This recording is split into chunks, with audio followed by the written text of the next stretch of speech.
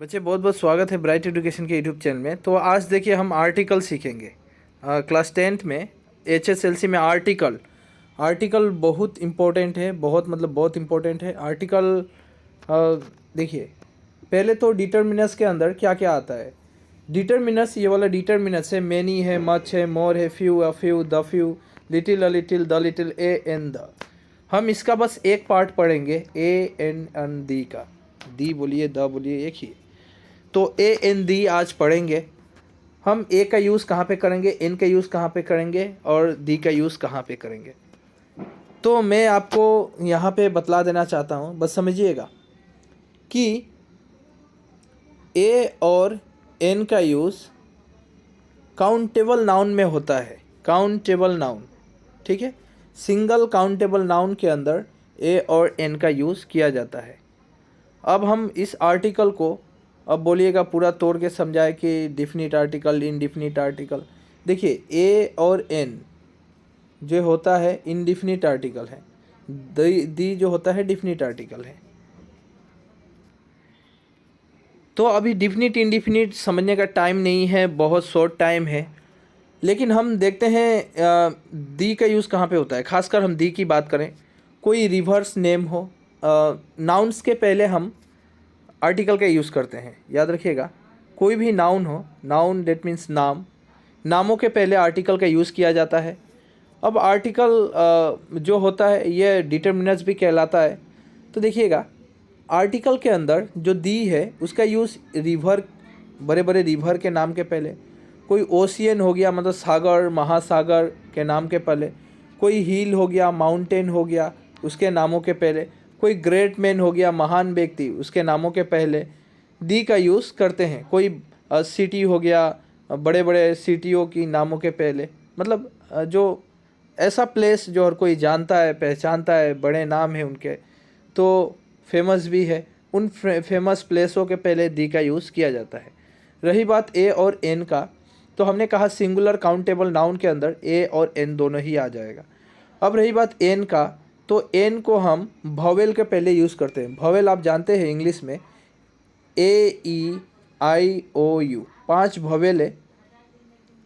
अगर इस वर्ड से कोई भी नाम यानी कोई भी नेम स्टार्ट हो रहा है तो उससे पहले ए एन का यूज़ किया जाता है। लेकिन कई जगह देखने को ऐसा मिलता है, जिस तरह यहाँ पे कन्फ्यूजन क्रिएट हो जाएगा कि सर यहाँ पे जिस तरह यूरोपियन, तो यहाँ पे भवेल से स्टार्ट हो रहा है, ई से स्टार्ट हो रहा है, इसके बावजूद भी ए का यूज़ क्यों हुआ है। तो हम ये बतलाना चाहता हूँ कि आप जब भी भवेल को देखेंगे, देखिए कि हिंदी में एक होता है स्वर्ण वर्ण, स्वर वर्ण, और एक होता है व्यंजन वर्ण। व्यंजन वर्ण याद रखिएगा, जो स्वर्ण वर्ण है वो अ, आ, हसई, दीर्घई, हसौ, दीर्घौ, री, इतना दूर रखिए।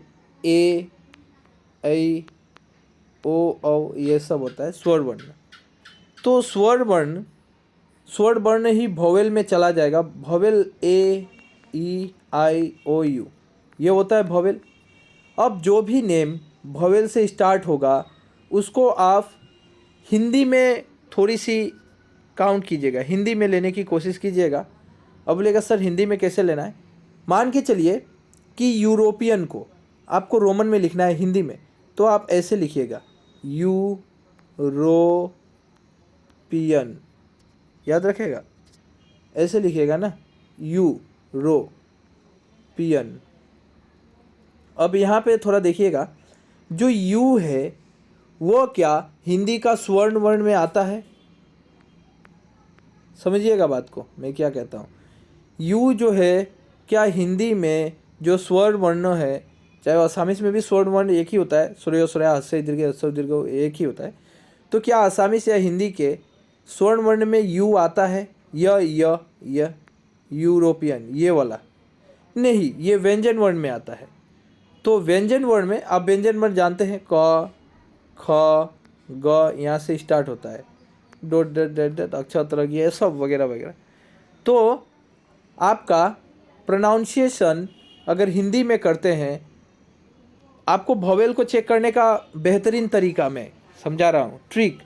कि सबसे पहले आपको वोवेल चेक करना है, वोवेल है कि नहीं। ये तो वोवेल है, वोवेल वर्ड अगर मिला स्टार्टिंग में वोवेल वर्ड, ये ई जो है वो वोवेल है, समझ में आ रहा है। ई जो है वोवेल है। इसके बावजूद भी ई को आपको ये प्रोनाउंसिएशन को हिंदी में ट्राई करना पड़ेगा लिखने का, माइंड में कैलकुलेशन होनी चाहिए। यूरोपियन, तो ये वाला जो यू था, यू, ये वाला व्यंजन वर्ण में आता है, यानी क ख ग इसके अंदर आ जाता है। सो इसीलिए यहाँ पर ए एन का यूज़ नहीं हुआ है, यहाँ पे आपको ए का यूज़ करना पड़ेगा। समझ में आ रहा है। ए एन का यूज़, ए एन का यूज़ वोवेल के पहले होता है, लेकिन वोवेल को जांच कर लेना ज़रूरी है। ए ई आई ओ यू, ये तो वोवेल है।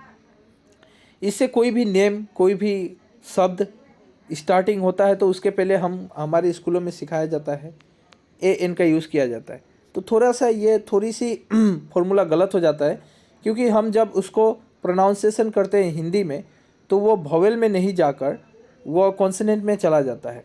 सो इसीलिए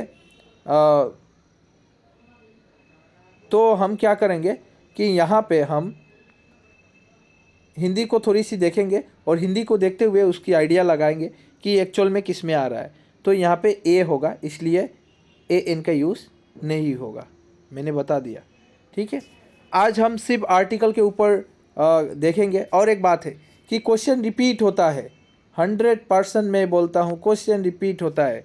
अब देखिएगा, यही 1998 का क्वेश्चन है। आजकल 2021 में और 2022 में जो पेपर देखने को मिला, 21 का पेपर ही 22 में देखने को मिला, और 2020 में, 2019 में, 18 में ये जो पेपर बना रहा है एग्जामिनर, उसमें ऑप्शन आपको नहीं दिया जा रहा है। ये ऑप्शन नहीं दिया जा रहा है आपको, विदाउट ऑप्शन, ये सब ऑप्शन नहीं मिल रहा है और विदाउट ऑप्शन करना है। इसीलिए आपको ये सेंटेंस को पढ़कर याद कर लेना ज़रूरी है। अब बोलिएगा सर क्यों? क्योंकि कई सारे मीडियम स्टूडेंट है, Hindi, English, Assamese, Bodo. English medium के लिए तो ठीक ठाक है, चल जाता है, लेकिन अदर मीडियम, इसको जो भी अदर मीडियम स्टूडेंट है वो बहुत प्रॉब्लम फेस करते हैं इंग्लिश में। इसलिए उनको सजेस्ट है कि आप ये थोड़ा सा इसको पढ़ लीजिए। My brother is studying in A European university, right. ये ए क्यों यूज़ हुआ मैंने बतला दिया। अब हम आगे चलते हैं और देखते हैं। अच्छा, यहाँ पे देखिए, यहाँ पे जिस तरह dash union leader will address the workers, यहाँ पे देखिए यहाँ पे ए एन का तो जिस तरह हमने कहा ए ई आई ओ यू, यहाँ पे तो यू से स्टार्ट है ना, सेंटेंस यू से स्टार्ट है, यूनियन जो नेम है यू से स्टार्ट है। इसके बावजूद भी यहाँ पे ए एन का यूज़ क्यों नहीं हुआ, दी का यूज़ क्यों हो गया है? मैं ये क्यों का जवाब दे रहा हूँ। ये एन यहाँ पे नहीं लगा, क्यों? क्योंकि यूनियन को जब लिखिएगा यूनियन, तो ये यू ये आ रहा है, यह आ रहा है हिंदी में, तो ये स्वर्ण वर्ण में नहीं आता है, तो इसलिए ए एन का यूज़ तो होगा ही नहीं। तो हमारे पास बची दो ऑप्शन, एक ऑप्शन बचा हमारे पास, दो ऑप्शन बचा, एक ए और एक दी। अब हम यहाँ पे दी का यूज़ क्यों हुआ है? क्योंकि जो यूनियन है वो संगठन है। ये दी का यूज़ बहुवचन में यानी प्लूरल फॉर्म में यूज़ किया जाता है, याद रखिएगा। दी का यूज़ प्लूरल फॉर्म में यूज़ किया जाता है। यूनियन अपने आप में प्लूरल फॉर्म है। अब बोलिएगा कैसे? देखिए, यूनियन एक आदमी से नहीं बनता है, कई सारे ए बी सी डी कई सारे लोगों को मिला के, आप कंपनी में देखे होंगे यूनियन रहता है, आपके स्कूलों में भी यूनियन है। तो आपके स्कूल में जो यूनियन है, क्या एक स्टूडेंट का यूनियन है? नहीं, स्टूडेंट, कई सारे स्टूडेंट मिलाकर एक यूनियन बनता है। इसीलिए यहाँ पे यूनियन के पहले दी का यूज़ किया गया है। आगे बढ़ते हैं और देखिए,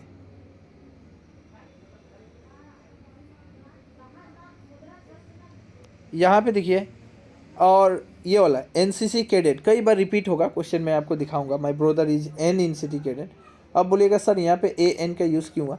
देखिए, एक तो याद करने की तरीका ऐसा रख लीजिए कि जहाँ भी आपको M L A B A N C C इस तरह का फुल फॉर्म दिया नहीं है, शॉर्ट फॉर्म में लिखा हो, तो एक ट्रिक बोल रहा हूँ मैं, मतलब हर जगह 90% काम नहीं करेगा, लेकिन फिर भी तो 70% काम कर ही जाएगा। कि आपको जहाँ भी फुल फॉर्म दिया रहे वहाँ पे ए एन आँख मूंद कर लगा देना है, तो यहाँ पे ए एन लगा दीजिए। और वैसे अगर प्रोनाउंसिएशन करें एन सी सी का तो एन सी सी, तो यहाँ पे देखिए एन जो ए है ये एक्चुअल में स्वर्ण वर्ण, हिंदी में स्वर्ण वर्ण में आ जाता है, इसीलिए यहाँ पे ए एन का यूज़ हो गया है, हिंदी को देखते हुए यूज़ हुआ है ये। और मैंने ट्रिक क्या बताया कि जहाँ भी फुल फॉर्म दिया ना रहे और कैपिटल लेटर में लिखा रहे और डॉट डॉट दिया रहे या डॉट नहीं भी रहे तो आप वहाँ पे आँख मूंद कर ए एन यूज़ कर दीजिएगा। अब बोलेगा सर ये सब little a little the little few ये बाद में कराऊंगा, मैं एक एक क्लास में एक एक कराऊंगा, आज सिर्फ आर्टिकल को देखेंगे हम। यहाँ पे देखिए, यहाँ पे ही गिव मी ए 1 रुपीज़ नोट। अब देखिए ए का यूज़ क्यों हुआ, ए एन का क्यों नहीं है, देखिए अब 1 इसका अगर इसको लिखा जाए तो हर जगह फॉर्मूला 100% श्योरिटी नहीं काम करता है, फिर भी बहुत 70% तो रहता है ना, तो काफ़ी हो जाता है एग्ज़ाम के लिए। तो ये देखिएगा 1 rupees note singular countable noun है, क्या 1 रुपया के नोट को आप काउंट नहीं कर सकते हैं, राइट, काउंट कर सकते हैं, यानी ए और एन के अंदर आना चाहिए था। एन का यूज़ यहाँ पे नहीं हुआ, अगर देखा जाए वोवेल के तौर पे तो यूज़ हो रहा है, लेकिन प्रोनाउंसिएशन तौर पे भी आप अगर देखेंगे वा उ वा न वन ऐसे करके देखिएगा, जांच कीजिएगा तो ह्रस्व दीर्घों में भी आ रहा है। इसके बावजूद भी 1 रुपया का नोट की बात की जा रही है, इसलिए यहाँ पे ए का यूज़ हुआ है। कई आप बस इसको समझ ही लीजिए, इसको याद ही कर लीजिए, कुछ याद ही कर लेना ज़रूरी होता है क्योंकि एग्जाम में वैसे भी ऑप्शन मिलने वाला है नहीं। यहाँ पे देखिए क्वेश्चन रिपीट होता है, क्वेश्चन फिर से रिपीट हो गया है। एक्चुअली ये देखिए 2002 का क्वेश्चन है, इससे पहले भी मैंने दिखाया, एनसीसी कैडेट के अंदर एन का यूज़ फिर से आ गया, तो अब रिपीट होगा। यहाँ पे देखिए, यहाँ पे called the Scott of Assam, यहाँ पे देखिए Scott of Assam, famous place, कोई स्टेट का नाम, कोई सिटी का नाम, तो इसके पहले असम दिया है, स्कोट ऑफ असम, फेमस जगह स्कोट ऑफ असम, इसके पहले आप दी का यूज़ कीजिएगा। रजनीकांत इज कॉल्ड, इस तरह दिया है। उसके बाद यहाँ पे क्या, दिस इज़ द रूम, यहाँ पे the room I work in, this is a room नहीं होगा, दिस इज़ द रूम जो शब्द है, ठीक है, रूम जो शब्द है, ठीक है, रूम जो शब्द है। अब ये जो रूम है ये एक एक्चुअल में वो बहुवचन कहला रहा है, मतलब बहुवचन मतलब प्लूरल फॉर्म ही यहाँ पे इंडिकेट करेगा। रूम्स नहीं भी देने से होगा रूम, ठीक है, अनकाउंटेबली कहलाएगा। बहुवचन अगर ना पकड़े तो अनकाउंटेबल कहला जाएगा, मतलब सिंगुलर अनकाउंटेबल नाउन होता है ना, और कोई सिंगुलर काउंटेबल भी नाउन होता है। तो रूम जो वर्ड है अगर उससे भी पहचान में ना आए तो ये जो रूम है ये एक फेमस है, हर कोई जानता है इस नाम को, बस वहाँ पे दी का यूज़ लगा दीजिए, ख़त्म झमेला। कई तरीक़ों से देखा जा सकता है ना। यूनियन वाला फिर से रिपीट हो गया, the worker decided to form a union, यहाँ पे फिर से रिपीट हुआ, तो रिपीट होगा और उसे दिखा रहा हूँ, ये याद रखिएगा, ये कई बार क्वेश्चन देखने को मिला है। ए यूज़फुल हैप्पीनेस, हैपनिंग, देखिए यूज़फुल फुल देखा जाए दी का, तो अगर दी को हटा दिया जाता है ए एन में, अगर हम जज करते हैं 50-50 अगर रखते हैं तो ए का यूज़ होगा, एन का नहीं होगा, क्योंकि यूज़फुल हम देखिएगा, ठीक है, तो ये भवेल है भी नहीं, वैसे भी भवेल है नहीं, जो एन का यूज़ करूँगा मैं तो ए का यूज़ होगा। यहाँ पे देखिए, यहाँ पे Kalidas is a great man का पहले कालिदास इज ए शेक्सपियर, तो वही है, कालिदास एक famous name, the Shakespeare of India होगा, भारत के बारे में बातें की जा रही है, तो महान चरित्र दर्शा रहा है यहाँ पे, इसलिए द का यूज़ किया गया है।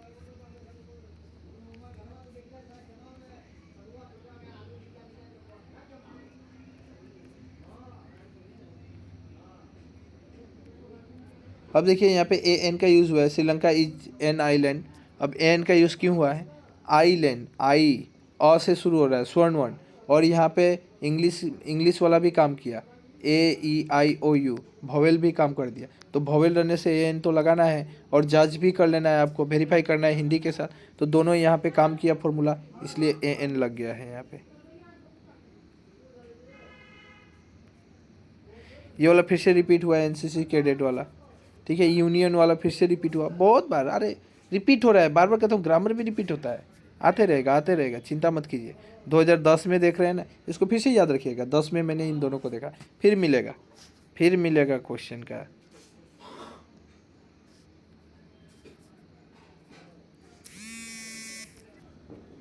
ये आवर का देखिए, आवर ऐसे लिखिएगा, भोवल के अंतर्गत आ जाता है, एन का यूज़ होगा।